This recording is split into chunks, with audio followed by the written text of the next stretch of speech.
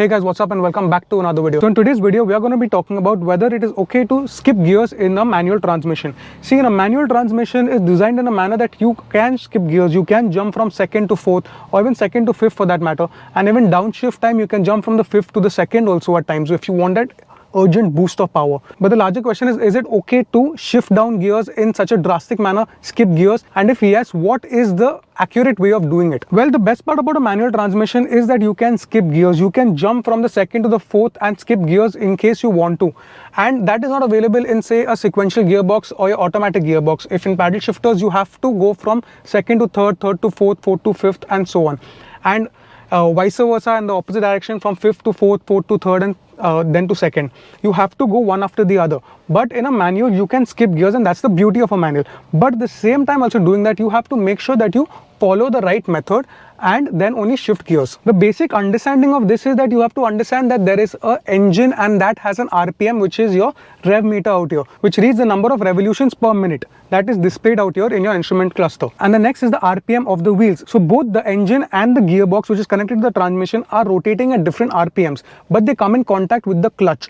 And we got to make sure that when this contact happens between the clutch and the fly plate is bolted to the crankshaft, which is part of the engine. When they come in contact, they have to be at the same RPM. Now, when you're shifting gears drastically, the clutch will be rotating at a different speed, which is connected to your transmission, and the flywheel is going to be rotating at different speeds. And if there's a drastic gear change, the RPMs will not be able to sync and you will get that jerk or that lurching feeling. Why it is so important for the two to synchronize: the flywheel, the revolution of the engine, and the transmission side, the clutch plate. Because if we don't, we can end up losing entire control of the car. You understand that you feel that small little jerk when you do some aggressive shifting. Imagine when you're shifting from the fifth to the second, the RPMs will be so different that the entire car can jerk very badly and it can also get out of control. So like I told you, the flywheel, which is connected to the crankshaft and the engine, rotates at a different speed, and the transmission is rotating at a different speed. And every time you shift gear, the transmission rotation changes. So especially when you're shifting down gears, the RPM change will be very drastic. For example, your engine will be at a very low RPM, but your wheels will be rotating really fast.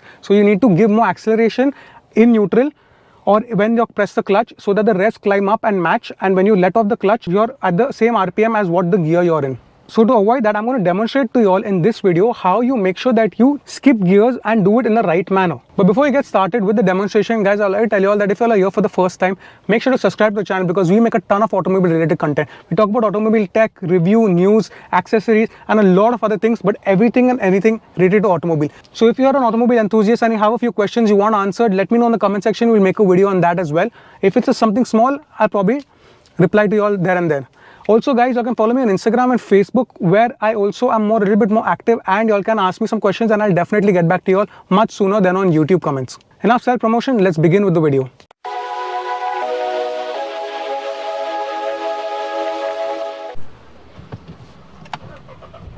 So first, I'm going to demonstrate you all the jerk that you can feel when you shift from a high gear into a low gear. So right now I'm in the fourth gear and I want to go to the second gear.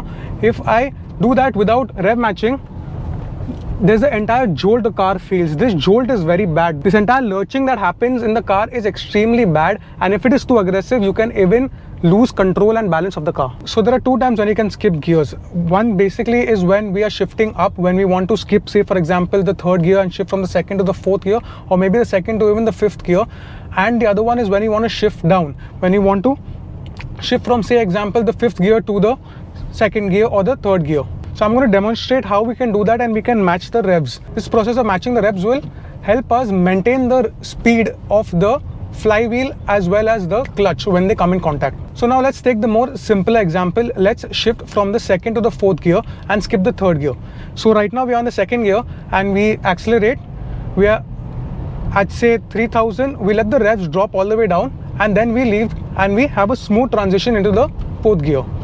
This is a very simple process, and it's very simple for shifting up, but it's not as simple to shift down, and that's what I'm going to explain next. But first I'll demonstrate shifting up again. So we are on the second gear, we accelerate, our revs are climbing up, but now we want to shift into the fifth because we have reached the speed we want. We let the revs drop and then we ease off the clutch slowly. This will let the RPM of the engine and the transmission come in contact and come in sync. Now say for example we are in the fourth gear and we want to shift down because we want to overtake say a lorry in front of us, or we have a slow car in front of us and we want to overtake them, we are nicely sitting in the at 1500 rpm. We go down to a second, we raise the car and we let off the clutch.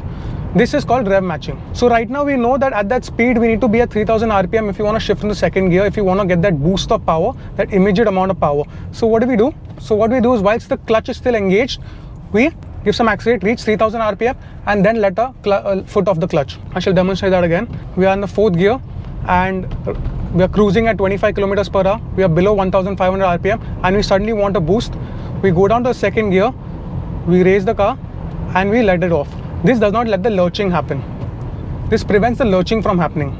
So in the fourth gear, we are right now at 1500 rpm and we want to shift to second gear. We go to second gear, we give some we give some acceleration and then we shift onto the second gear.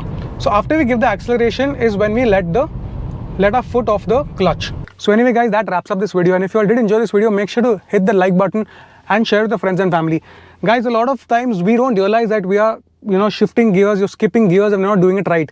If you don't do this properly, this can actually disturb the balance of the car, and that can be really bad because that can also lock up the wheels if you're changing in an aggressive manner from the second to the fourth gear, or even downshifting to get more power. And that can even lock up the wheels if you're doing an aggressive gear change, like shifting from the fifth to the second gear, and you just want to boost the power. If you don't rev match, your car will lose control, because you understand the entire jhatka or the jerk that we get is actually bad because two rotating members in the car, that means the engine and the transmission which is connected to the wheel, are not in sync.